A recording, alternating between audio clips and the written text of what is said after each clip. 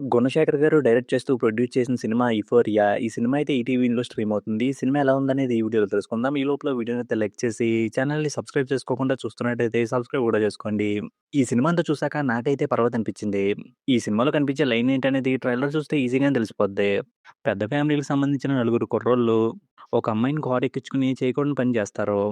ఆ తర్వాత అమ్మాయికి న్యాయం జరిగిందా లేదా? అది తర్వాత వీళ్ళ లైఫ్‌లో ఎలా ముందుకెళ్ళినియి అనేది సినిమా. సినిమా ఫస్ట్ హాఫ్‌లో అయితే ఈ పాయింట్‌ని చాలా ఫాస్ట్‌గా చెప్పారనిపించింది.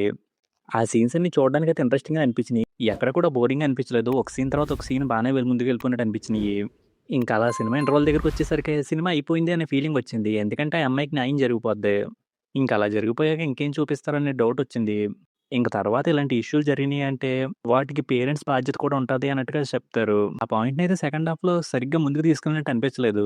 సినిమా ఫస్ట్ హాఫ్ అంతా ఒకలాగా ముందుకెళ్తే సెకండ్ హాఫ్‌కొచ్చేసరికి వేరే రూట్‌కెళ్ళిపోయినట్టు అనిపిస్తది. సినిమాని డ్రగ్స్ వైపుకి తీసుకెళ్ళడం నాకైతే ఎందుకో బాగా అనిపించలేదు.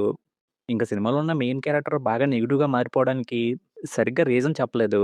వాడికి ఇంట్లో వాళ్ళ నుంచి సపోర్ట్ లేకపోవడం వల్లే అలా మారిపోయాడనే దాన్ని క్లారిటీగా చెప్పలేదు. ఇంక వాడు మళ్ళీ పాజిటివ్‌గా మారడానికి చూపించిన సీన్ కూడా అంత కన్విన్సింగ్‌గా అనిపించలేదు. ఇంక సెకండ్ హాఫ్‌లో కోర్ట్‌లో ఒక సీన్ వస్తది. ఆ సీన్‌లో ఇలాంటి ఇష్యూలు జరగడానికి తల్లిదండ్రులకు కూడా బాధ్యత ఉంటదన్నట్టుగా చెప్తారు.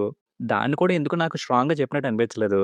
మేము సరిగ్గా పట్టించుకోకపోవడం వల్ల, వాళ్ళకి ఎక్కువ ఫ్రీడమ్ ఇవ్వడం వల్ల ఇలా జరుగుతుంది అనే విషయాన్ని ఇంకొంచెం క్లారిటీగా చెప్పుంటే బాగుండేదేమో అన్నట్టుగా అనిపించింది. సినిమా క్లైమాక్స్‌లో అయితే ఆ మెయిన్ క్యారెక్టర్ చాలా ఎమోషనల్‌గా ఫీల్ అయిపోద్ది. వాడి పాయింట్ ఆఫ్ వ్యూలో అంత పాజిటివ్‌గా ఎలా అనిపించిందనే విషయం నాకు అర్థం కాలేదు. ఇంక సినిమాలో మెయిన్ లీడ్‌గా చేసిన 'భూమిక' గారి పెర్ఫార్మన్స్ బావుంది. అలాగే ఆవిడ అబ్బాయిగా కనిపించిన అతను కూడా బాగా చేశాడు. ఇంక మిగిలిన క్యారెక్టర్‌లు చేసిన వాళ్ళు కూడా వాళ్ళ క్యారెక్టర్‌లు తగ్గట్టుగా బానే చేశారు. ఇంక సినిమాలో సాంగ్స్ అయితే నాకంత బాగా అనిపించలేదు కానీ బ్యాక్‌గ్రౌండ్ స్కోర్ అయితే బానే అనిపించింది. ఫైనల్‌గా ఈ సినిమా ఫస్ట్ హాఫ్ అంతా కూడా ఒక ఫ్లోలో ఫాస్ట్‌గానే ముందుకెళ్ళిపోయినట్టు అనిపిస్తది. కాకపోతే సెకండ్ హాఫ్‌కొచ్చాకే సినిమా వేరే సైడ్‌కెళ్ళిపోయినట్టు అనిపిస్తది. అలా వెళ్ళిపోవడం వల్ల కన్విన్సింగ్‌గా అనిపించవలసిన సీన్‌లు కొన్ని కన్విన్సింగ్‌గా అనిపించలేదు. అలాగే హైలైట్ అవ్వాల్సిన పాయింట్‌లు హైలైట్ అవ్వలేదేమో అని నాకనిపించింది. అలా సినిమాని డ్రగ్స్ సైడ్‌కి తీసుకెళ్లకుండా వాడికి సెకండ్ సెన్స్ అని చెప్పి తీసుకొచ్చి, ఆ క్యారెక్టర్‌లో మార్పొచ్చే జర్నీని, కోర్ట్‌లో వాదించే సీన్స్‌నే కొంచెం ఎక్కువ చూపించుంటే సినిమా ఇంకొంచెం బాగా అనిపించేదేమో, హైలైట్ అవ్వాల్సిన పాయింట్ బాగా హైలైట్ అయ్యేదేమో అనిపించింది. ఇంక ఈ సినిమా ఇలాంటి పాయింట్‌తో ఉంది కాబట్టి దానికి సంబంధించిన సీన్స్ అయితే కొంచెం ఉంటాయి ఈ సినిమాలో. అలా అని ఆ సీన్స్‌నయితే మరీ వల్గర్‌గా ఏం చూపించలేదు.